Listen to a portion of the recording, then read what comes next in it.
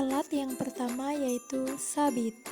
Sabit berfungsi untuk memotong berbagai jenis tumbuhan, rumput-rumputan, padi, jagung, dan digunakan untuk memotong kayu. Bagian-bagian dari sabit: yang pertama, ganggang sabit; yang kedua, mata sabit; dan yang ketiga, badan sabit. Alat yang kedua yaitu ani-ani. Ani-ani digunakan untuk memanen padi. Tangkai bulir padi dipotong satu persatu hingga selesai pemotongannya. Bagian-bagian dari ani-ani: yang pertama, papan pegangan; yang kedua, pisau ani-ani; dan yang ketiga, kayu pengapit yang digunakan sebagai mata pisau. Alat yang ketiga, pisau sadap. Pisau sadap digunakan untuk menyadap kulit karet pada batang pohon karet untuk mengambil getahnya. Bagian-bagian dari pisau sadap: yang pertama, ganggang pisau; yang kedua, mata pisau sadap; yang ketiga, badan pisau sadap atau lengkung mata pisau sadap. Yang keempat yaitu tongkat tugal taju, berfungsi untuk membuat lubang pada saat menanam yang nantinya lubang siap untuk ditanam benih. Bagian-bagian dari tongkat tugal taju: yang pertama, ganggang tongkat; dan yang kedua, mata taju. Alat yang kelima yaitu gasrok. Alat ini digunakan untuk melakukan penyiangan rumput atau gulma di sela-sela padi atau jarak tanam padi. Bagian-bagian dari gasrok: yang pertama, ganggang gasrok; yang kedua, pisau atau pemotong gulma; yang ketiga, lubang untuk menggabungkan ganggang dengan badan gasrok; dan yang keempat, badan gasrok. Yang keenam yaitu garu tanah atau garpu olah tanah, yang digunakan untuk membalik tanah atau mengangkat tanah saat proses pengolahan tanah. Bagian-bagian dari garpu olah tanah: yang pertama, ganggang; yang kedua, penyambung ganggang dengan badan garpu; yang ketiga, mata garpu.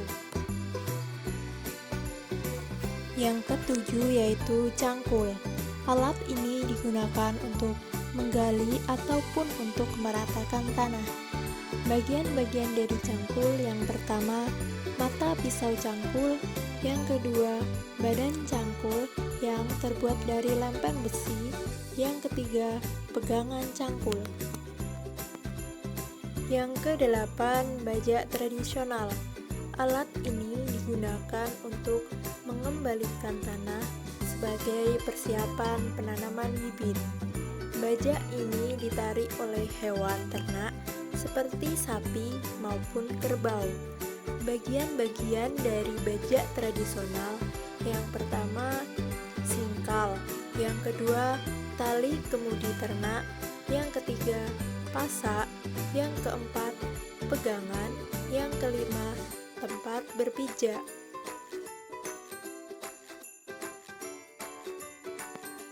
Alat yang pertama yaitu hand sprayer tekanan tinggi.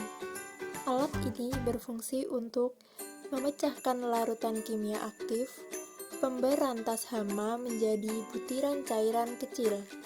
Alat ini merupakan alat aplikator pestisida yang diperlukan dalam pemberantasan dan pengendalian hama penyakit tumbuhan. Bagian-bagian dari alat ini yaitu tangki, tuas, nozzle, tuas pompa air, tutup sprayer, ganggang sprayer, pipa penyalur air ke nozzle, dan indikator volume. Alat yang kedua yaitu knapsack sprayer. Alat ini berfungsi sama dengan hand sprayer, yaitu membantu dalam menyemprotkan hama dan penyakit tanaman.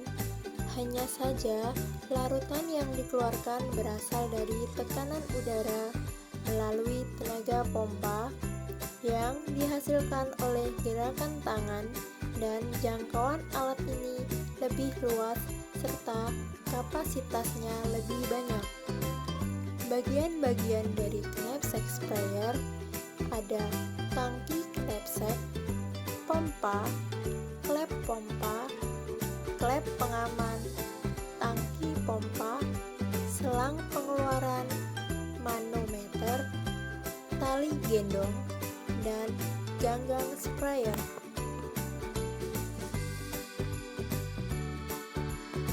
Pada acara yang ketiga ini yaitu kalibrasi penggunaan sprayer. Langkah pertama yaitu menentukan lahan yang akan disemprot dan mengukur luasnya lahan. Nah, kegiatan ini merupakan penyemprotan air ke lahan. Akan tetapi, sebelum penyemprotan, langkah yang harus diperhatikan yaitu mempersiapkan dan pengecekan sprayer. Mengisi sprayer dengan air sesuai dengan kebutuhan.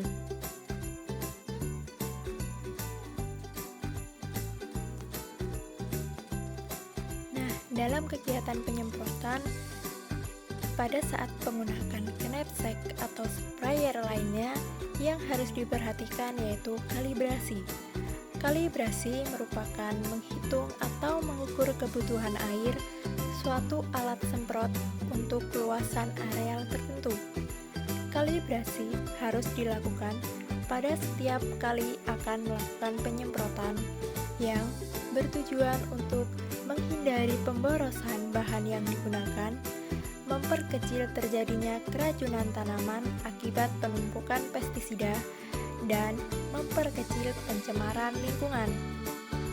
Setelah 1 menit, kemudian diketahui berapa air yang dikeluarkan dengan cara menghitung sisa air di dalam sprayer dengan wadah yang digunakan untuk menakar air. Untuk menghitung kebutuhan cairan, yaitu cairan yang habis pada saat kalibrasi dikali 10.000 dibagi dengan panjang rute total yang digunakan dikali dengan lebar rute yang digunakan.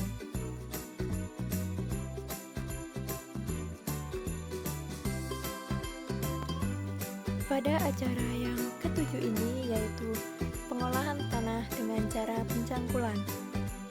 Pertama-tama yang harus disiapkan yaitu penentuan lahan dan penghitungan luasan lahan. Pada praktikum ini bertujuan untuk menghitung efisiensi, waktu, serta tenaga kerja dalam proses pengolahan tanah, yang nantinya akan dibandingkan dengan pengolahan tanah secara modern, yaitu menggunakan mesin.